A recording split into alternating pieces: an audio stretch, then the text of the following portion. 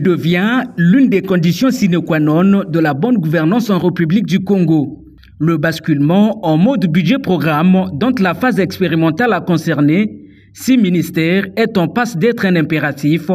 pour tous les départements ministériels d'ici janvier 2025.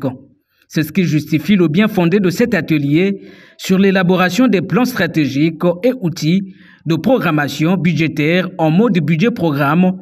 ouvert sur 7 mains par le ministre du Budget, des Comptes publics et du Portefeuille public. Notre nouveau modèle de gouvernance financière, prévu par les directives portant cadre harmonisé de gestion des finances publiques de la CEMAC, vise à asseoir la transparence, l'efficacité budgétaire, la redevabilité dans la gestion des finances publiques. La transparence budgétaire nous oblige à expliquer nos choix stratégiques et à transmettre au Parlement et aux autres acteurs de la nation l'exhaustivité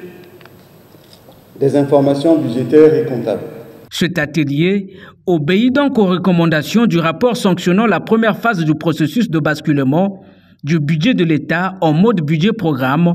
lancé par le Premier ministre Anatole Koliné-Makosso en 2023. Il s'agissait, entre autres, de désigner formellement les cadres des ministères impliqués dans le processus de basculement en gestion du budget en mode programme, d'assurer une bonne logistique,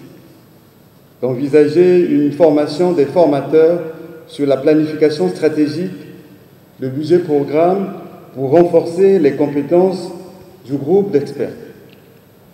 d'envisager l'actualisation et la stabilisation des gabarits des documents de planification et de programmation dans un but de standardiser certains de ces documents, de réviser les canevas de projets annuels de performance en y intégrant les actions des cadres de dépenses à moyen terme, en abrégé CDMT.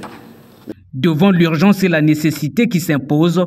les représentants de chaque ministère ici présent devraient faire preuve d'abnégation afin de converger leurs vues sur tous les objectifs assignés par ce rendez-vous. Parallèlement, l'atelier vise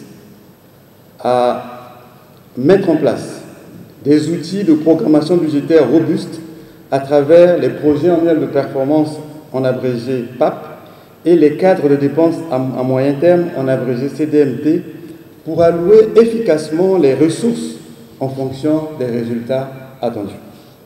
Ce processus doit être transparent, participatif et fondé sur des données fiables afin de garantir l'utilisation optimale des fonds publics.